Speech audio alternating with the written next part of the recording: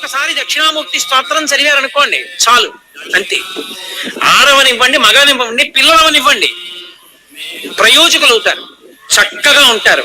ఏమి పెద్ద ఇబ్బంది పడిపోయి భయంకరమైన స్థితిలోకి వెళ్ళిపోకుండా కాపాడుతుంది దక్షిణామూర్తి స్తోత్రం. అంత గొప్పది. దక్షిణామూర్తి దక్షిణాన్ని ఎందుకు చూస్తాడంటే ఆయన మృత్యుంజయుడు. ఆయన ఉత్తరాన్ని కూర్చుని దక్షిణాన్ని చూస్తాడు. మృత్యువును గూర్చినటువంటి భయము లేనివాడు ఆయన. ఆయన పాదములు పట్టుకుంటే మృత్యు భీతి పోతుంది, భయం పోతుంది. అందుకే దక్షిణామూర్తి స్వరూపం అసలు సమస్త ఐశ్వర్యము దగ్గర నుండి, చదువుల దగ్గర నుండి, మోక్షము వరకు దక్షిణామూర్తి ఇవ్వలేనటువంటిది లోకమునందు లేనే లేదు. అసలు మీకు నేను ఒక గొప్ప రహస్యం చెప్తాను. దక్షిణామూర్తికి ధ్యాన మంటపమే కడతారు తప్ప దేవాలయం కట్టారనుకోండి మళ్ళీ అల్లరి మొదలం. ఎందుకని? అక్కడ కూడా కొబ్బరికాయ పట్టుకొస్తే డామ్మన కొబ్బరికాయ కొట్టాలి, అక్కడి నుంచి దాన్ని నైవేద్యం పెట్టాలి, ఓ షోడశోపచార పూజ, అభిషేకం, దానికి నీరాజనం, మంత్రపుష్పం, అక్కడికి వచ్చి ఓ పూజ చేయించుకునేవాడు. ఇంకా నువ్వు ప్రశాంతంగా దీన్ని చూస్తావా? నీ మనసు అట్టెడుతూ ఉంటుందా? ఏట్రా వీడు ప్యాంటు చొక్కా వేసుకొచ్చేసి పూజలు ఏట్రా అనుకుంటావు. బుద్ధి కదిలిపోయిందా లేదా మళ్ళీ? అందుకే దక్షిణామూర్తి దగ్గరికి వెళితే ధ్యాన మంటపం కడతారు. ధ్యాన మంటపం అంటే ఏంటంటే అక్కడ ఇంకా మాట మాట్లాడరు. బయటి గోడ ఏది ఉందో అక్కడి నుంచి మాట్లాడడం మానేయాలి.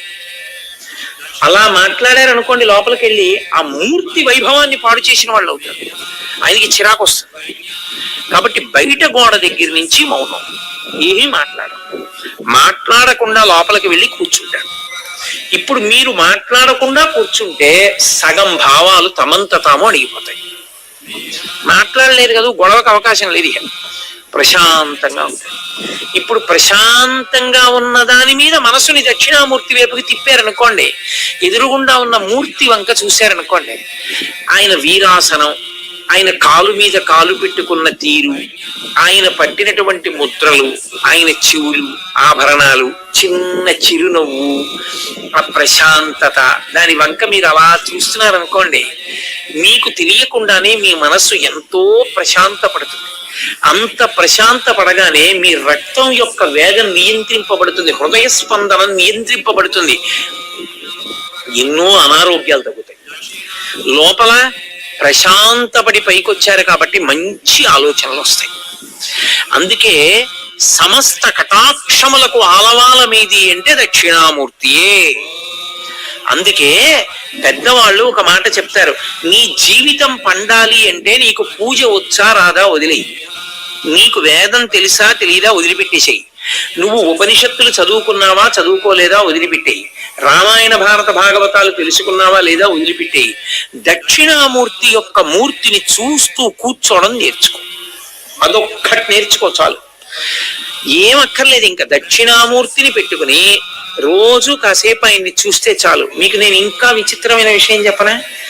సంటి పిల్లలు కొంచెం పెరిగి పెద్దవాళ్ళు అవుతున్నప్పుడు ఇంట్లో అందమైన దక్షిణామూర్తి విగ్రహం ఉండి, విగ్రహం అంటే ఫోటో కనీసం ఉండి, పిల్లలు కాసేపు దాని వంక చూడడం అలవాటైతే మీరు చూడండి, నేను యథార్థం చెప్తున్న, పెద్దలు నిర్ణయం చేసింది, వాళ్ళు కళ్ళు తిప్పి ఆడుకుంటూ పాకడం కూర్చోవడం వచ్చినప్పుడు చూసినప్పుడు వాళ్ళు నిశ్చలంగా కాసేపు ఇలా దక్షిణామూర్తి వంకే చూస్తారు. పిల్లలు చిన్నతనంలో దక్షిణామూర్తి వంక అలా ఎదురుగుండా కూర్చుని చూస్తే రెండు ఫలితాలు వస్తాయి. అపమృత్యు దోషం పోతుంది, సరస్వతి కటాక్షం కలుగుతుంది. అందుకే అసలు ఇంట దక్షిణామూర్తి ఫోటో లేని ఇల్లు ఉండరాదు. అంత మంగళప్రదమూర్తి ఎవరు అంటే దక్షిణామూర్తియే. అటువంటి దక్షిణామూర్తి అంతటి వైభవం కలిగినటువంటి స్వామి కనుక ఆయన గురించి చెప్తూ ఏమన్నారంటే, అయ్యా ఆయన మూర్తి స్వరూపంలో లేనివాడు, కానీ ఇవన్నీ నిర్వహిస్తున్న వాణ్ణి చూడాలని నువ్వు తాపత్రయపడ్డావు కనుక నీకు ఎదురుగుండా అలా కనపడుతున్నాడు. ఇప్పుడు ఆయన గురించి చెప్పేటటువంటి శ్లోకం ప్రారంభం చేస్తూనే చిత్రం అంటూ మొదలెట్టారు. అలా శ్లోకం ఎక్కడా ప్రారంభం కాల. ఈశ్వరుడి స్తోత్రం, ఈశ్వరుడికి సంబంధించిన ధ్యాన శ్లోకం, అలా మొదలైన శ్లోకం ఒక్క దక్షిణామూర్తికే ఉంది. చిత్రం అని మొదలెట్టారు. చిత్రం అంటే అబ్బా చాలా ఆశ్చర్యం అని. ఏమిటి ఆశ్చర్యం? ఏమిటి ఆశ్చర్యం? నువ్వు ఆ శ్లోకం అర్థమైతే నీకు తెలుస్తుంది. అప్పుడు నీకు దాన్ని చూడాలని కుతూహలం పుడుతుంది. లోకంలో ఆశ్చర్యం అన్నాను అనుకోండి, నేను మీకు చూడాలనిపిస్తుంది. మీకు తెలుసా, నేను మీకు ఒక విషయం చెప్తాను, మీరు తెల్లబోతారు. నేను ఒక సరోవరం చూశాను. ఆ సరోవరంలో నీళ్లలోంచి ఎప్పుడు అగ్ని జ్వాలలు పైకొస్తుంటాయి. ఎంత విచిత్రం అంటే, మనం ఒకవేళ ఆ సరోవరంలో స్నానం చేస్తూ అగ్ని జ్వాలల్లోంచి అలా బయటికి వచ్చినా ఒళ్ళు కాలదు. ఎంత ఆశ్చర్యం అని నేను అన్నాను అనుకోండి. నేను వేడికి దిగిపోయాక మీరు ఏమంటారు? ఏమంటే అది ఎక్కడుందండి అని అడుగుతారా, అడగరా? ఆశ్చర్యం అని అనగానే చూడాలని కుతూహలం కదూ. అలా ఎందుకు మొదలెట్టారు శ్లోకాన్ని అంటే, అది ఏమిటో తెలుసుకోవాలని కుతూహలం కలిగితే పనికి మాలిన కుతూహలాల వల్ల పాడైన వాడు ఈ కుతూహలం వల్ల బాగుపడతాడు. ఎందుకంటే లోకంలో అన్నీ చెడ్డవే కావు, కొన్ని మంచి ఉంటాయి. ఆయన ఎప్పుడు దేవుడి గురించి ఏడుస్తుంటాడన్నాను అనుకోండి, మంచి ఏడుపు కదూ. ఎప్పుడు దేవుడి గురించి ఏడుస్తున్నాడంటే మంచిదే. ఎప్పుడు పెళ్ళం గురించి ఏడుస్తుంటాడని అన్నాను అనుకోండి, వాడి కర్మ అంటాడు కదా.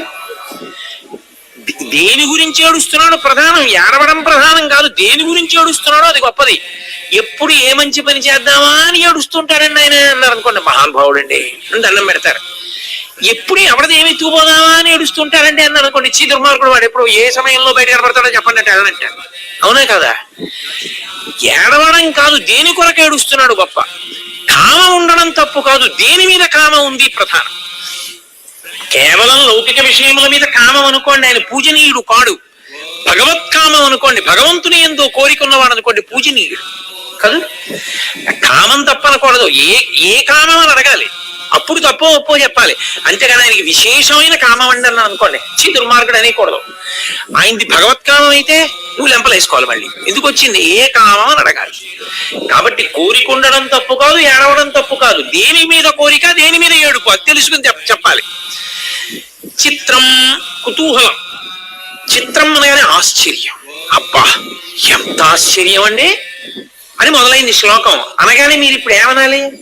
అదొకటే నేను చెప్పా, శ్లోకం వదిలేశాను అనుకోండి. ఏమన్నా బాబు ఆ శ్లోకం చెప్పండి, అది ఏమిటో, అది ఏమిటి చిత్రం, ఏమిటి ఆశ్చర్యం అంటే, మనకి లోకంలో పాడవడానికి కారణం ఏమిటంటే ఆశ్చర్యం అన్న మాటే పాడు చేసేయడానికి కారణం. మీరు బాగా గమనించాలి సుమా, నేను వేదాంత సంబంధమైన విషయాన్ని చాలా తేలిక భాషలోకి తర్జుమా చేసి మాట్లాడుతున్నాను. మీరు ఎప్పుడైనా చూడండి, ఇది నీకు అనవసరం అన్నారు అనుకోండి, అదే తెలుసుకునే ప్రయత్నం చేస్తాడు. లోకంలో పాడైపోవడానికి కారణం అక్కడే ఉంటుంది. ఈ వయసులో నీకు ఇది అనవసరం అని మీరు అన్నారు అనుకోండి, వాడు అదే తెలుసుకోవాలని చూస్తాడు. ఒరే నీకు ఎప్పుడు ఏది అవసరమో నాకు తెలుసు, అప్పుడు నేను నీకు సమకూరుస్తానన్న తండ్రి మాట విని కుతూహలాన్ని చంపేసుకున్నాడు అనుకోండి. మా నాన్నగారు ఏది చూడమన్నారో, ఏది వినమన్నారో, ఏది చదవమన్నారో, ఏది చేయమన్నారో అదే చేస్తానన్నాడు అనుకోండి, బాగుపడిపోయాడా లేదా? అక్కర్లేని వాటి మీద కుతూహలమే కదా మనిషిని పాడి చేసేది. ఇప్పుడు ఆ కుతూహలాన్ని తిప్పాలి, ఇంకొక వైపుకి తిప్పాలి. దేని వైపుకి తిప్పితే బాగుపడతాడో అటు వైపుకి తిప్పాలి. వీడికి ఎలాగో అలవాటు ఉంది, ఏదైనా ఆశ్చర్యం అంటే ఏమిటండి అది అంటుంటాడు. అందుకని అలా మొదలెట్టారు. ఏమిటండి అది అంటాడేమో, అన్న తర్వాత తెలుసుకుంటాడేమో, తెలుసుకుని చూడడానికి ఎడతాడేమో, విడితే బాగుపడతాడు. కాబట్టి చిత్రం ఏమిటి? వటతరోర్మూలే వృద్ధా శిష్య గురుర్యువా గురోస్తు మౌనం వ్యాఖ్యానం శిష్యాస్తు చిన్న సంశయా. దక్షిణామూర్తి అన్నమాట వాడలేదు, వాడకుండా చెప్తున్నారు శ్లోకం. చిత్రం ఆశ్చర్యం. ఏమిటి ఆశ్చర్యం? వటతరోర్మూలే, ఇది ఆశ్చర్యం. వటతరువు అంటే, వట అన్న మాటకు అర్థం ఏంటంటే మర్రి చెట్టు, మర్రి అని. తరువు అంటే చెట్టు, మూలే అంటే దాని మొదట్లో.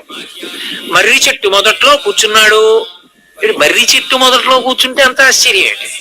ఈ మర్రి చెట్టు మొదట్లో కూర్చోరా, మర్రి చెట్టు ఉంటుందా? లేకపోతే దానికి అంత గొప్పగా మాట్లాడడం ఎందుకు?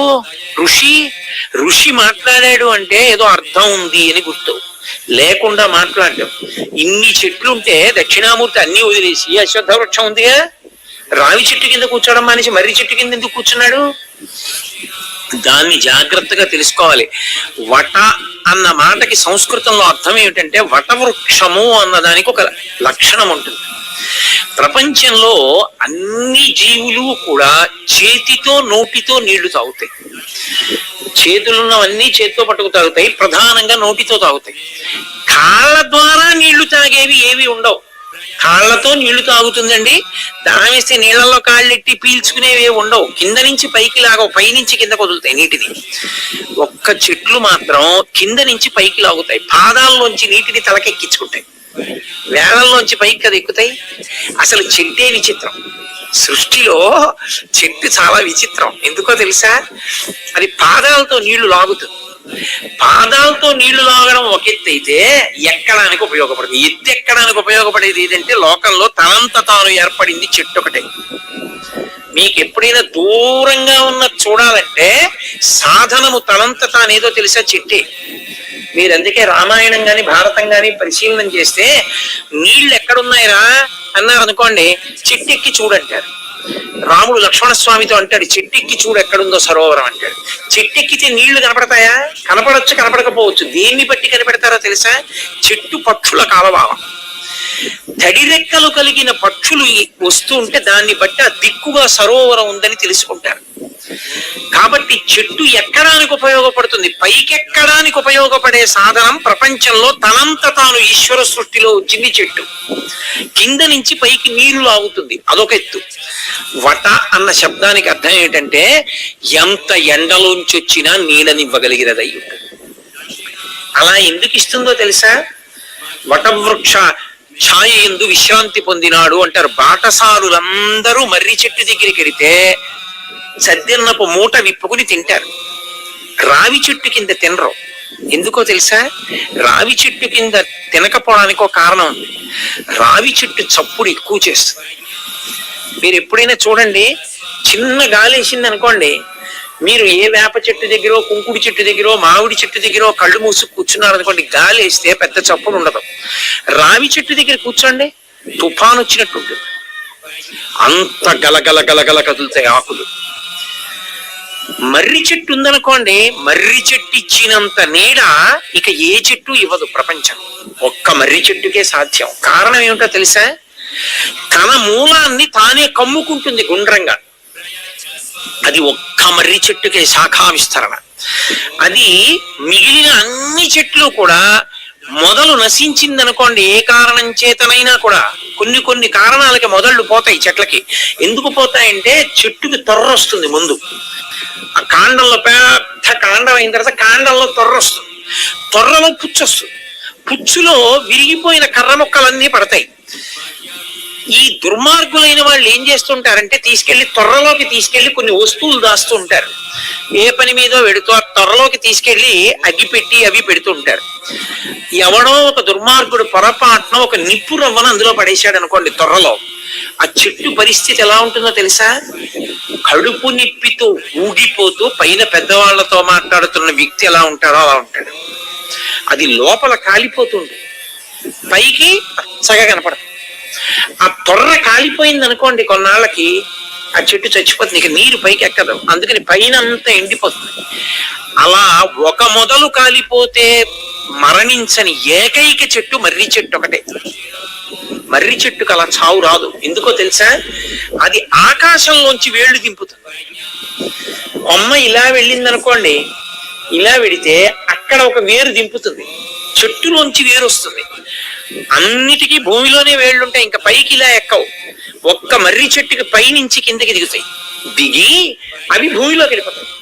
వెళ్ళిపోయి దాన్ని అవే పెనవేసుకుని మళ్ళీ పెద్ద కొమ్మలాగా నిలబడిన స్తంభంలా తయారైపోతాయి. ఇవి నీళ్లు లాగేస్తాయి, లాగేసి కొమ్మకి ఇచ్చేస్తాయి. అందుకే ఇక్కడికి పోయిందనుకోండి, అక్కడ అలాగే మళ్ళీ బతికేసి మళ్ళీ ఆధార వేళ్ళు దింపేస్తాయి. అందుకే ఒకసారి మర్రి చెట్టు పుట్టిందా ఇక ఆ మర్రి చెట్టుకి చావు ఉండదు. రెండు, మర్రి చెట్టు తన చుట్టూ తాను విస్తరించుకుని వెళ్ళిపోతుంది. ఏ బుద్ధినే అన్నాడు ఋషి అనుకోకండి. వట తరు అన్న రెండు మాటలు వేశాడు అంటే దానికి అంత గూఢమైనటువంటి అర్థం పెట్టి వేశాడు ఆయన. రెండు, మీరు ఒక మార్గాన్ని నిర్మాణం చేసి దాని పక్కన మర్రి చెట్టు వేశారనుకోండి, కొన్నాళ్ల తర్వాత ఇంకా మార్గాన్ని మూసేస్తుంది. మార్గాన్ని మూసే లక్షణం ఉన్న చెట్టు మర్రి చెట్టు. ఎందుకో తెలుసా? అది కొమ్మ ఎలా వెళ్ళి మార్గం నిర్మాణం చేశాం కదండి, ఒక 6 నెలలు పోయిన తర్వాత మళ్ళీ చక్క వాహనం మీద ఎడదాం అనుకున్నారు అనుకోండి, అది కొమ్మ పెంచి మధ్యలోకి దింపేస్తే ఊడ భూమిలోకి వెళ్ళిపోయి అడ్డంగా పెరుగుతుంది. అప్పుడు ఇంకా వాహనం వెళ్ళదు. అందుకే మర్రి చెట్టు ఎక్కడుందో అక్కడిక కదలికలు ఉండవు, ఆగిపోతాయి. విపరీతమైన నీడనిస్తుంది. 2, దాని మొదలు మీరు చేరలేరు. అందుకే మీరు లోకంలో ఒక మాట విన్నారో లేదో, ఊడల మర్రి అంటారు. ఊడల మర్రి దగ్గరికి ఎవరు వెళ్ళరు. ఎందుకు వెళ్ళరో తెలుసా? అసలు వెళ్ళడం సాధ్యం కాదు. అసలు ఆ మర్రి చెట్టు చూడడానికి వెడతారండి. అడయార్ మర్రి చెట్టు అని మెడ్రాస్ లో ఒకప్పుడు ఆ చెట్టు చూడడానికి వెళ్ళేవారు. అది కొన్ని కిలోమీటర్ల మేర విస్తరిస్తుంది. అంతంత దూరాలు పెరిగిపోతాయి మర్రి చెట్లు. పెరిగిపోతే మీరు దాని దగ్గరికి వెళ్లే ప్రయత్నం చేశారనుకోండి, ఈలోగా ఏమవుతాయంటే ఆ ఆకులన్నీ రాలి బోల్డంత ఎత్తు పెరిగిపోయి అందులో పుట్టలు, రకరకాలైన జీవులు అన్ని పెరిగిపోతే మీరు ఈ ఊడలన్నీ దాటుకుంటూ వెళ్ళడం చాలా కష్టం. దాని మొదలు దగ్గరికి వెళ్ళరు. అందుకే తన మొదలు దగ్గరికి వేరొకరు రాకుండా తానే చుట్టుకుని అడ్డగలిగినటువంటి చెట్టు మర్రి చెట్టు ప్రపంచంలో. ఇంకో లక్షణం ఏంటో తెలుసా? మర్రి చెట్టు ఎవ్వరూ పాపరు. మామిడి చెట్టు వేసుకుంటారు, పనస చెట్టు వేసుకుంటారు, నేను మా 4 మర్రి చెట్లు వేసుకుంటాను ఇవ్వండి అని ఎవరు అడగరు. ఎవ్వరూ వేయకపోయినా తనంత తాను పెరిగి తీరుతుంది మర్రి చెట్టు. ఎవ్వరూ వేరు మర్రి విత్తనం. ఇంకొక లక్షణం ఏంటో తెలుసా? వనస్పతి జాతికి చెందినది. సంస్కృతంలో చాలా గొప్ప చెట్టు, అది దేవతాంశ కలిగినది అని దేనికి నిర్ణయం చేస్తారంటే అది వనస్పతి జాతికి చెందింది. వనస్పతి అన్న మాట అర్థం ఏంటంటే పువ్వు లేని కాయ వస్తుంది, పువ్వు ఉండదు, కాయ వస్తుంది. మర్రికి ఆ లక్షణం ఉంది. మర్రి పూలు ఎక్కడన్నా మీరు చూసారా? మర్రి పూలు ఉండవు, మర్రి కాయలు ఉంటాయి. ఎక్కడ పడుతుందో తెలియదు. శంకరాచార్యుల వారంతటి వారు దీన్నే వాడారు. చిన్న కాయలో ఉన్న చిన్న గింజ పడి అంత పెద్ద చెట్టు అన్ని ఆధార ఊళ్లతో నిర్మించుకుని పైకి లేచిపోతుంది, పెద్దదైపోతుంది. ఎవరు వేయకుండా తనంత తానే పెరుగుతుంది. అది ఒకసారి పెరిగితే దానికి చావు లేదు. ఒక తొర్ర పోయినా, ఒక మొదలు పోయినా వేరొక ఊడ దానికి మొదలు, అది అలా ఉంటుంది. 2, ఇంకా ఆశ్చర్యం ఏంటంటే భూమి మీద కాలెట్టకుండా ప్రయాణం చేయడానికి మర్రి చెట్టు ఆధారం. పూర్వం వెళ్ళేవారు, ఊడలు పట్టుకుని ఊగుతూ వెళ్ళిపోతారు. వెళ్ళిపోతే అది అంతంత దూరం పెడతారు, భూమి తగలకుండా పెడతారు. ఇప్పుడు ఈ లక్షణాలు పరమాత్మకు అన్వయం చెయ్యండి. ఎందుకుంటాడో వటవృక్షం దగ్గర. వట అంటే నీడని బాగా ఇస్తుందని కదా నేను మనవి చేశాను. నీడకి విరుద్ధం ఏమిటి? ఎండ దేనికి గుర్తు? తాపానికి గుర్తు. మనమందరికీ కూడా తాపం ఉంది, మనందరం కూడా ఓ ఎండలో నించున్నాం. ఏమిటా ఎండ? సంసార భ్రమణ పరితాపోపశమనం అంటారు శంకరాచార్యులు వారి శివానంద లహరిలో. సంసారమునందు పరిభ్రమించడమే తాపం. అందుకని శాంతి లేదు. శాంతి అమృతం, సంసారము మృత్యువు. ఈ శాంతికి కారణమైన వాడు అంత నీడనివ్వగలిగిన చెట్టు కిందే ఉండాలి. అందుకే మర్రి చెట్టు కింద ఉంటాడు. అది వటవృక్షానికి దక్షిణామూర్తికి సంబంధం. 2, తన మొదలు చేరడం ఎవరికీ సాధ్యం కాదు, తన కొమ్మలే అడ్డుకుంటాయి. భగవంతుణ్ణి తెలుసుకోవడానికి ఇబ్బంది ఎక్కడొస్తుందంటే భగవత్ సంబంధమైన శాస్త్రం తెలుసుకున్నప్పుడే అలిసిపోతాడు. అమ్మో, ఈ ఉపనిషత్తులు ఏమిటి, వేదం ఏమిటి, స్వరూపం ఏమిటి, లక్షణం ఏమిటి, అపరోక్షానుభూతి ఏమిటి, పరోక్షానుభూతి ఏమిటి, ఇవన్నీ ఎప్పటికి తెలుస్తాయి, ఎప్పుడు అనుష్ఠానం చేస్తాం, ఎప్పుడు తెలుసుకుంటామని బడలిపోయా అనిపిస్తుంది. పరమేశ్వరుణ్ణి చేరడానికి పరమేశ్వరుడికి సంబంధించిన శాస్త్రాలే బడలిపోయేటట్టు చేసినట్టు మర్రి చెట్టు మొదలు చేరడానికి మర్రి ఊడలే అడ్డొస్తాయి. దారులు మూస్తుంది మర్రి చెట్టు. అటు ఇటు తిరగడాన్ని, పరిభ్రమణాన్ని ఆప్ చేస్తుంది మర్రి చెట్టు. ఈశ్వరుడి వైపుకి నడుపుతుంది. అది ఎవ్వరూ వెయ్యరు, భగవంతుణ్ణి ఎవ్వరూ కనరు. ఆయన స్వయంభూ. మర్రి చెట్టు స్వయంభూ. జీవము ఆయన యందు శాశ్వతము. అందుకే మీకు సృష్టి మొత్తం మీద ఎక్కడా లేదు. మీరు కావాలంటే బోటనీ చదువుకున్న వాళ్ళని ఎవరినన్నా అడగండి, జీవశాస్త్రం చదివిన వాళ్ళని చెప్తారు. అత్యంత నునుపైన ఆకు ప్రపంచంలో ఏదో తెలుసా? ఒక్క మర్రాకి. మర్రాకంత నునుపుగా ఏది ఉండదు. మీరు ఎంత మృదువైన ఆకవనివ్వండి, ఎండిపోతే గుచ్చుకుంటుంది. మీరు ఎందుకు తోరణం కట్టండి, బాగా ఎండిపోయిన తర్వాత మామిడాకు ఇలా వెడుతుంటే ఇక్కడ గుచ్చుకుంది అనుకోండి, ఏదో చిన్న సూది పెట్టి గుచ్చినట్టు ఉంటుంది. ఎండిపోతే గుచ్చుకుంటాయి. ఎండిపోయిన మర్రాకుని పట్టుకుని మీరు ఇలా అని చూడండి, ఎంత నున్నగా ఉంటుందో. ఇంకా విచిత్రం చెప్పనా? ఎండిపోయిన మర్రాకు తీసుకుని నీళ్లు చల్లండి, కాసేపటికి ఆకుపచ్చగా అయిపోతుంది. జీవాన్ని అంత నిలబెట్టుకుంటుంది.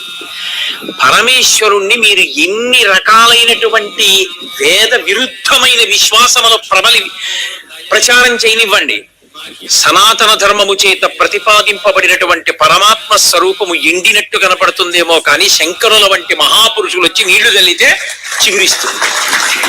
దానికి మరణం లేదు, అది పరబ్రహ్మము. పరబ్రహ్మానికి మారు పేరు మర్రి చెట్టు. అందుకే వటవృక్షము యొక్క నీడన విశ్రాంతి పొందాడంటారు. పరమేశ్వరుని యొక్క పాదముల దగ్గర ఎవడైనా విశ్రాంతి పొందుతాడు. ఆ చెట్టు దగ్గరికి ఎడితే చాలు చల్లతనం. లోకంలో పరమేశ్వరుడికి పర్యాయ పదం ఏది అంటే చెట్టు ఒక్కటే. ఎందుకో తెలుసా? రామాయణం అంతటి దాంట్లో లక్ష్మణస్వామి ఒక మాట చెప్తారు, నివాస వృక్ష సాధూనాం ఆపన్నానాం పరాగతి ఆర్తానాం సంశ్రయశ్చైవ యశశ్చైక భాజనం అంటారు. భయం నుంచి రక్షించేది చుట్టుపక్కల ఎవరూ లేనప్పుడు చెట్టు ఒక్కటే. ఎక్కడో పెద్ద పులి ఎరిచింది, ఎవరు లేరు పక్కన, చెట్టు ఎక్కేస్తాడు. అంతే, చెట్టు ఎక్కేస్తాడు, సుఖపడిపోతాడు. రెండు, ఏమీ దొరకలేదు, చెట్టుకు కాసిన కాయ ఆధారం, తింటాడు. ఎండ, చెట్టు మొదలే విశ్రాంతి, చల్లగా ఉంటుంది, పడుకుంటాడు. అసలు మర్రి చెట్టు చాలా విచిత్రం. ఎంత చల్లతనాన్ని ఇస్తుందో అంత రక్షణ కూడా ఇస్తుంది. దీని గురించి పెద్దలు ఒక మాట చెప్తుంటారు. వెనకటికి ఓ పెద్ద గణిత శాస్త్రవేత్త ఒక ఆయన అరణ్య మార్గంలో వెడుతున్నాడు. వెడుతూ ఓ మర్రి చెట్టు దగ్గరికి వెళ్ళాడు. చాలా చల్లతనం కాదు, కొమ్మలు ఇలా పెరుగుతాయి. పెరగడంలో పడుకున్నాడు. పడుకుని పైకి చూశాడు, ఇంత మర్రికాయ కనపడింది. ఇలా పక్కకి చూశాడు, గుమ్మడి పాదోడి కనపడింది. భగవంతుడు సర్వజ్ఞుడు అంటారు కానీ ఆయనకి మ్యాథమెటిక్స్ లో లా ఆఫ్ ప్రపోర్షన్స్ తెలియక ఇంత సన్నటి గుమ్మడి తీగకి ఇంత కాయెట్టాడు, ఇంత పెద్ద మర్రి చెట్టుకి ఇంత కాయెట్టాడు. ఆ గుమ్మడికాయ దీనికి ఉండాలి, మర్రికాయ దానికి ఉండాలి. తప్పు, భగవంతుడికి సిద్ధాంతం తెలియదు అని పడుకున్నాడు. కాసేపటికి మర్రికాయ నుదురు మీద పడింది. లేచన్నాడు, పరమేశ్వరుడికి సిద్ధాంతాలు తెలియడం కాదు, కారుణ్యమూర్తి. గుమ్మడికాయ దీనికి కాసి ఉంటే నా బుర్ర బద్దలయ్యేదన్నాడు. కాబట్టి మర్రి చెట్టు అంత పెద్దదైనా కాయ చిన్నది పెట్టాడు, ఎందుకంటే సేద తీరాలి జనం. చెట్టుకొక్కదానికే ఒక లక్షణం, ఎవరొచ్చి తన దగ్గర కూర్చున్నా మీరెవరని కాని, మీరు పుణ్యం చేశారా పాపం చేశారా, మీరు ఇన్కమ్ ట్యాక్స్ కడుతున్నారా, మీకు ఆదాయం ఎంత, మీరు ధనికుడా పేద స్త్రీయా పురుషుడా పండితుడా పామరుడా కులమా మతమా వర్ణమా వర్గమా ఏమీ అక్కర్లేదు, నీడనిచ్చేస్తుంది. మీరు వెళ్ళాలి, నీడనిస్తుంది. తాను వచ్చి నీడనివ్వదు. అయ్యో ఎండలో ఎలా ఉన్నాడో అని తను రాదు, మీరు వెళ్ళారా నీడనిస్తుంది. మీరెవరో దానికి అనవసరం, కుక్క పిల్ల పామ అనవసరం, నీడనిస్తుంది. నివాస వృక్ష సాధూనాం ఆపన్నానాం పరాగతి. పరమేశ్వరుడంతే, ఎవరు ఆయన పాదాల దగ్గరికి వెళ్ళారో వాళ్ళని రక్షించేస్తాడంతే. వాడెవరు ఆయనకు అనవసరం. చెట్టుకి భగవంతుడికి అంత దగ్గర లక్షణం. చెట్టు కదలదు, ఆత్మ కదలదు. ఆత్మకి పర్యాయ పదం చెట్టు. అందుకే చెట్లు కదిలి వెళ్ళవు. కదిలే చెట్లు ఒక్క శ్రీశైలంలోనే ఉన్నాయి. ఒక్క శ్రీశైలంలోనే ఒక ప్రత్యేకమైన పర్వత ప్రాంతంలో చెట్లు తమంత తాము లేచి వెళ్ళిపోతుంటాయి, వెళ్ళిపోయి ఇంకొక చోట దిగుతుంటాయి. శ్రీశైలంలోనే చాలా మంది చూశారు ఆ చెట్లు వెడుతుంటాయి, అవి అకస్మాత్తుగా లేచి వెడుతుంటాయి. ఇప్పటికీ అటువంటి చెట్లు ఉన్నది ఒక్క శ్రీశైల పర్వతాల్లోనే ఉన్నాయి. కాబట్టి సాధారణంగా లోకంలో చెట్లు మాత్రం లేవవు, భూమిలోనే అలా నిలబడి ఉంటాయి. కదలనిది ఆత్మ. ఆత్మకి పర్యాయ పదం చెట్టు, పరమేశ్వరుడికి పర్యాయ పదం చెట్టు. స్వయంభూ, తనంత తాను పుట్టేది మరణము లేనిది మర్రి చెట్టు. ఆ మర్రి చెట్టు మూలంలో దక్షిణామూర్తి కూర్చున్నాడు. అది కారణం. అందుకే ఎప్పుడైనా సరే జ్ఞానం చెప్పేటప్పుడు మర్రి చెట్టు కిందే కూర్చుంటాడు. మీరు చూడండి, నేను మీకు ఈ తత్వాన్ని విచారణ చేసేటప్పుడు మీతో ఒక మాట నేను మనవి చేస్తాను. శ్రీ మహావిష్ణువుకి కొన్ని పేర్లున్నాయి. క్షీరాబ్ధిశయనుడు, శ్రీరంగశాయి అని పేర్లు ఆయనకి. క్షీరాబ్ధిశైలుడు అంటే ఆ పాలకడలు ఎందు పడుకుంటాడు. శేషసాయి శేషశయనంలో పడుకుంటాడు పాము మీద. అలాగే శ్రీరంగశాయి శ్రీరంగశయనం శ్రీరంగంలో పడుకుంటాడు విమానంలో అని. ఇలా పడుకున్నటువంటి విష్ణువు మీకు ఎప్పుడైనా ఐశ్వర్యాన్ని ఒక్కదాన్ని ఇస్తాడు. క్షీరాబ్ధిశయనంలో ఉన్నవాడు కానీ, శ్రీరంగశయనంలో ఉన్నవాడు కానీ, శేషశయనంలో ఉన్నవాడు కానీ మీకు లక్ష్మీ కటాక్షం ఇస్తాడు. ఎందుకంటే కదులుతూ ఉంటాడు. కదలకుండా జ్ఞానం ఇవ్వవలసి వచ్చిందనుకోండి, ఒక్క మర్రాకు మీదే పడుకుంటాడు, మర్రి చెట్టు కిందే కూర్చుంటాడు. విష్ణువైనా శివుడైనా అంతే, ఆ చెట్టు లక్షణం అది. అందుకే మీరు చూడండి, అదే శ్రీకృష్ణ పరమాత్మ మార్కండేయ మహర్షికి జ్ఞానం ఇవ్వాలనుకున్నారు. మార్కండేయుడి ఆయుర్దాయం అటువంటిది. మీరు మొన్ననే విన్నారు ఆరణ్య పర్వంలో.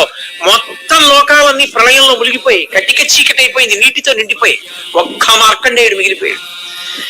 అరే ఇప్పుడు పరబ్రహ్మం ఏం చేస్తుంటుందిరా చూడాలనుకున్నాడు. అక్కడే కనబడ్డాడు. ఓ మర్రి కోటి తేలుతోంది నీళ్ల మీద, దాని మీద పడుకుని ఉన్నాడు కృష్ణ భగవానుడు.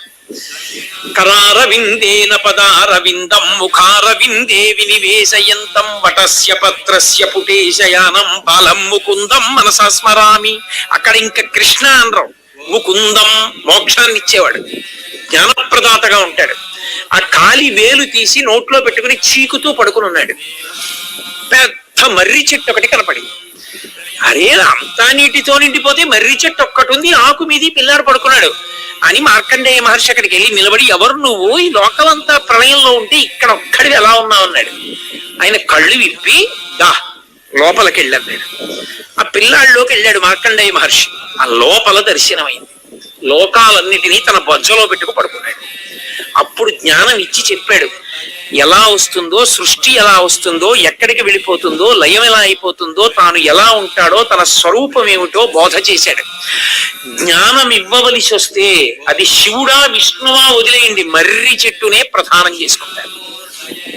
కారణం ఒక్కటే, మర్రి చెట్టు స్వయంభూ ఈశ్వర స్వరూపం. అందుకే ఇప్పటికీ పెద్దలకి కొంతమందికి అలవాటు ఉంటుంది, రహదారి మీద వెళ్ళిపోతుంటే పెద్ద మర్రి చెట్టు కనపడింది అనుకోండి, దిగి చెప్పులు ఇప్పి నమస్కారం చేస్తారు.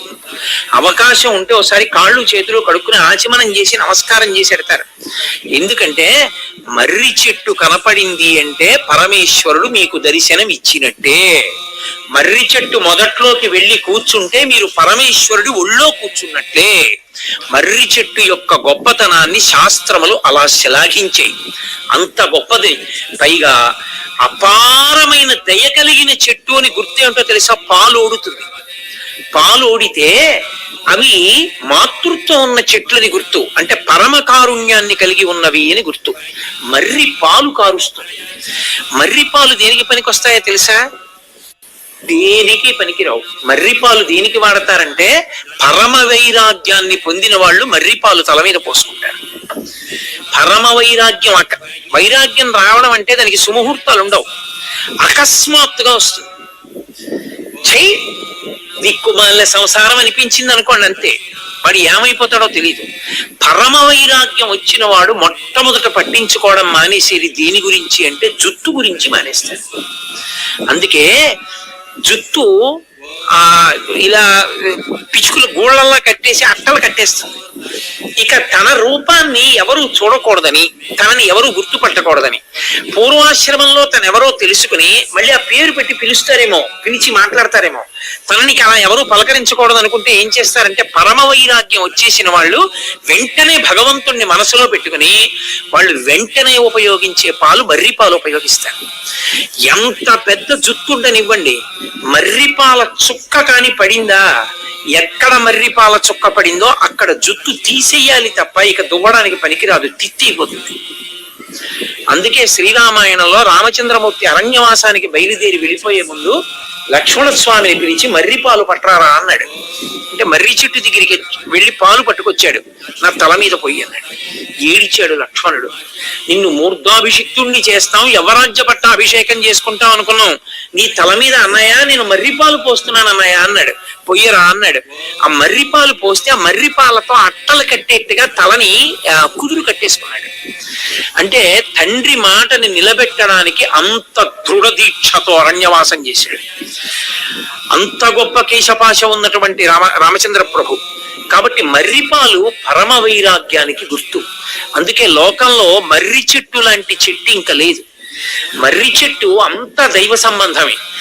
మర్రి కొమ్మలు, మర్రి కొమ్మలకు ఉండేటటువంటి ఆ పుల్ల మొక్కలు ఎండిపోతే హోమంలో వాడతారు, హోమద్రవ్యంగా వాడతారు. దాని యందు అగ్ని తీసేస్తుంటుంది. మర్రితో ప్రత్యేకంగా హవనం చేస్తారు. ఇన్ని చేసేటటువంటి విశేషాలు అందులో ఉన్నాయి కదా. సరే, ఇక మర్రి చెట్టునే నేను పట్టుకున్నాను అనుకోండి, 2 రోజులు మర్రి చెట్టే సరిపోతుంది. కాబట్టి ఇంకా మర్రి చెట్టును ఆపేస్తాను. కాబట్టి చిత్రం వటతరూర్మూలే, అదిగో అటువంటి మర్రి చెట్టు మొదట్లో కూర్చున్నాడయా. ఏం ఆశ్చర్యం, ఏమి ఆశ్చర్యం అంటే మర్రి చెట్టు మొదట్లో కూర్చున్నాడండి అంటే ఏమన్నా ఇంకో చోట కూర్చో అక్కడ దాకా వచ్చా కాళ్ళు ఎప్పెట్టాయా అని కాదు. మర్రి చెట్టే ఈశ్వరుడు, ఈశ్వరుడే మర్రి చెట్టు. మర్రి చెట్టు నీడన ఇంకొక చెట్టు పుట్టదు, ఎందుకంటే పెరగనివదిగా. ఒకసారి భగవంతుణ్ణి తెలుసుకోవడానికి జ్ఞానం పనికొచ్చిన తరువాత ఇంకొక జ్ఞానం అన్నది అవసరం లేదు. జ్ఞానము అంటే ఏది అంటే భగవంతుని తెలుసుకొనుట. భగవంతుని తెలుసుకోవడానికి పనికొచ్చిన చదువే చదువు. మిగిలిన చదువులు పనికి మాలిన చదువులు. కుక్షింబరత్వము, కడుపు నింపుకోవడానికి, బయట విభూతులు పొందడానికి, సన్మానాలు సత్కారాలు గౌరవాలు పొందడానికి పనికొస్తాయి. ఒక్క భగవంతుణ్ణి తెలుసుకోవడానికి పనికొచ్చిన చదువు, ఇక తాను పుట్టవలసిన అవసరం లేకుండా చెయ్యగలిగిన చదువు. అందుకే ప్రహ్లాదుడు చదివించి నలుగురువులు చదివితి ధర్మార్థముఖ్య శస్త్రంబులునే చదివినవి కలవపెక్కులు చదువులలో మర్మమెల్ల చదివితి తండ్రి అన్నాడు. చదువులలో మర్మమెల్ల చదివితి తండ్రి అంటే విద్, వేదం చదువుకున్నాడండి అంటారు. వేదం చదువుకుంటే గౌరవం ఎందుకు ఇస్తారంటే, వేదము అన్నది విద్ అన్న ధాతువులంత వచ్చింది. విద్ అంటే తెలుసుకొనుట. ఏది తెలుసుకోవడానికి వేదం సాధనమో అది చదువుకున్నాడు. అది అదృష్టం, అందుకు నమస్కారం. కాబట్టి పరమేశ్వరుణ్ణి తెలుసుకోవడానికి ఇంకొక సాధనం లేదు, పరమేశ్వరుడే సాధనం. భగవంతుణ్ణి తెలుసుకోవడానికి నేను ఏవేవో చేశాననుకోండి, అవేమీ నన్ను భగవంతుణ్ణి తెలుసుకునేటట్టు చెయ్యవు. దాని చేత ప్రీతి పొందిన పరమేశ్వరుడు ఆయన నాకు తెలియడానికి అవకాశం ఇస్తాడు. దేవీ శృతిం భగవతీం ప్రథమే పుమాంస తత్సద్గుణౌఘ మణికోశ గృహం గృణంతి తద్వారపాటన పటూని చైతిహాస సంతస్వర పరపురాణి పురస్సరాణి అంటారు పరాచర భట్టలు శ్రీగుణరత్న కోసం చేస్తూ. అమ్మా, ఈ పురాణాలు కాని, వేదాలు కాని, శృతులు కాని, స్మృతులు కాని, ఈ కావ్యాలు కాని, ఇవన్నీ ఏమిటంటే భగవంతుడు ఎక్కడున్నాడో చెప్తాయి. ఎక్కడున్నాడో చెప్తాయి తప్ప భగవంతుడి దర్శనాన్ని చేయించలేవు. భగవంతుడి దర్శనం ఎవరు చేయిస్తారు? ప్రీతి పొందిన భగవంతుడు చేయిస్తాడు. నేను భక్తితో బతుకుతున్నాను అనుకోండి, నా భక్తికి మెచ్చిన పరమేశ్వరుడు ఒకనాడు నాకు కనపడాలి. ఆయన జ్ఞానం ఇవ్వాలి. ఆయనే ఓరి పిచ్చాడా ఇక్కడే ఉన్నాను రా అని నాకు అనుభవంలోకి తేవాలి తప్ప అప్పటి వరకు నేను ఏమనుకుంటాను, ఎక్కడో ఉన్నాడంటాను. అందుకే దూరంగా ఉన్నవి చూడడానికి చెట్టు ఎక్కుతారు. ఎక్కడానికి పనికొస్తుంది చెట్టు అంటే? మిగిలిన ప్రాణులన్నీ వెన్నుపాము అడ్డంగా పుడతాయి, మనుష్యుడు ఒక్కడే నిలువు వెన్నుపాముతో పుడతాడంటే ఊర్ధ్వముఖ చలనం చెయ్యాలి, పైకెక్కాలి. అందుకే ఈశ్వరుల దేవాలయాలన్నీ స్వయంభూ దేవాలయాలు కొండల మీద ఉంటాయి. ఎందుకంటే ఎక్కాలి నువ్వు జీవితంలో, పైకెక్కితే తప్ప ఈశ్వర దర్శనం అవ్వదు, ఊర్ధ్వముఖ చలనం చెయ్యాలి. ఆ ఊర్ధ్వముఖ చలనం చేయడానికి పైకెక్కడానికి చెట్టు ఆధారం. చెట్టు ఎక్కితే దూరంగా ఉన్నది కనపడుతోంది, దూరంగా ఉన్న కనపడింది ఏమవుతుంది? నీ తృప్తి కలగాలంటే దూరంగా ఉన్నది నువ్వైపోవాలి. ఇప్పుడు నాకు దాహంగా ఉందండి, నేను అలా వెళ్ళిపోతున్నాను, సరోవరం కనపడింది, నా దాహం తీరిపోతుందా? నీళ్లు తీసుకుని పక్కన పట్టుకుని ఓ పెద్ద పెద్ద అరుపులు వినపడుతున్నాయి క్రూర మృగాలు, బాబాయ్ కొంచెం దూరంగా వెళ్ళి తాగుదామని వెళ్ళిపోతున్నాను, నా దాహం తీరుతుందా? తీరదు. ఈ నీళ్లు తాగేశాను కాస్త దూరం వెళ్ళి. ఇప్పుడు సరోవరంలో ఉన్న నీళ్లు నా చేతిలో ఉన్న నీళ్లు నేనైపోయాయి. ఇప్పుడు ఏమైపోయింది? దాహం తీరిపోయింది. నా నీళ్లుగా ఉన్నంతసేపు దాహం పోలేదు, ఆ నీళ్లు నేనైపోయినప్పుడు దాహం పోయింది. అలా దూరంగా ఉన్నవి నేనైనప్పుడు దాహం పోయినట్టే ఆ దాహార్తిని అంటే సంసార భ్రమణ పరితాపోపశమనాన్ని కల్పించగలిగింది ఎప్పుడు అంటే కేవలముగా భగవంతుడు అనుభవంలోకి వచ్చినప్పుడు. అలా ఇవ్వగలిగినది చెట్టు. ఆ చెట్టే ఈశ్వరుడు. అందుకే మీరు చూడండి, ఈశ్వరుణ్ణి కట్టడానికి, ఈశ్వరుణ్ణి పట్టడానికి, ఈశ్వరుణ్ణి తెలుసుకోవడానికి ఈశ్వరుడే సాధనం అవుతాడు మీకు. అందుకే లోకంలో కొన్నిటినే సాధనంగా చెప్తారు. చెట్టు ఉందనుకోండి, చెట్టు ఎక్కడానికి సాధనాలు ఉండవు, చెట్టే సాధనం. నేను నిచ్చెన తెచ్చుకున్నానండి అనడానికి కుదరదు. అడవిలో వెళ్ళేటప్పుడు నిచ్చినట్టు వెళ్తాయంటే చెట్టు ఎక్కడానికి ఎవరు సాధనం? చెట్టే. చెట్టుకే బొడిపు ఉంటుంది, ఆ బొడి పట్టుకుంటాడు. చిన్న కన్నం ఉంటుంది, లేకపోతే ఆ బెరళ్ళ మధ్యలో వేళ్ళు వేసుకుంటాడు, కొమ్మ కట్టుకుంటాడు. ఆ కొమ్మల మించి అలా కొమ్మ కొమ్మ కొమ్మ పట్టుకుంటూ పైకెక్కుతాడు. చెట్టు ఎక్కడానికి చెట్టు సాధనం. అలా ఈశ్వరుణ్ణి పట్టుకోవడానికి ఈశ్వరుడు సాధనం. మీకు లోకంలో అటువంటివి పూజనీయాలు. అందుకే ఏనుగు చూడండి, ఏనుగు మీద ఎక్కడానికి ఏనుగే సాధనం. మీరు గురువాయూరు వెళ్ళి చూస్తే ఏనుగు ఎక్కేవాళ్ళు స్టూల్ తెచ్చుకుని దాని మీద ఎక్కెక్కరు, ఏనుగే కాలు చాపుతుంది వాళ్ళు రాగానే. ఒక్కసారి దాని చెవి పట్టుకుని ఆ కాలెత్తి దాని కాలి ఆ మడమలో సంధి భాగంలో వేసి ఒక్క దూకి పైకెక్కి ఎగిరి ఆ కుంభస్థలం మీద కూర్చుంటాడు. ఏనుగు ఎక్కడానికి ఏనుగు కాలు సాధనం, ఏనుగుని పట్టడానికి ఏనుగే సాధనం. ఏనుగుని కట్టడానికి నిజానికి ఎవడి శక్తి చాలదు, ఏనుగు తానే లొంగుతుంది. కాలు ఇలా పెట్టి ఆ గొలుసు తన తొండంతో తీసి మావటికి ఇస్తుంది, ఇస్తే దాని కాలుకు చుట్టేస్తాడు. ఏనుగుని పట్టడానికి సాధనాన్ని ఏనుగే అందించినట్టు, ఏనుగుని ఎక్కడానికి ఏనుగే తన కాలిచ్చినట్టు, పరమేశ్వరుణ్ణి తెలుసుకోవడానికి పరమేశ్వరుడే తన పాదం చాపుతాడు భక్తితో కూడిన క్రియ వలన. చెట్టెక్కడానికి చెట్టు సాధనం అయినట్టు ఈశ్వరుణ్ణి తెలుసుకోవడానికి ఈశ్వరుడే సాధనం అవుతాడు. ఇన్నిటికీ తార్కాణం ఆ మర్రి చెట్టు. అందుకే ఆ మర్రి చెట్టుని చూస్తే ఓ నమస్కారం.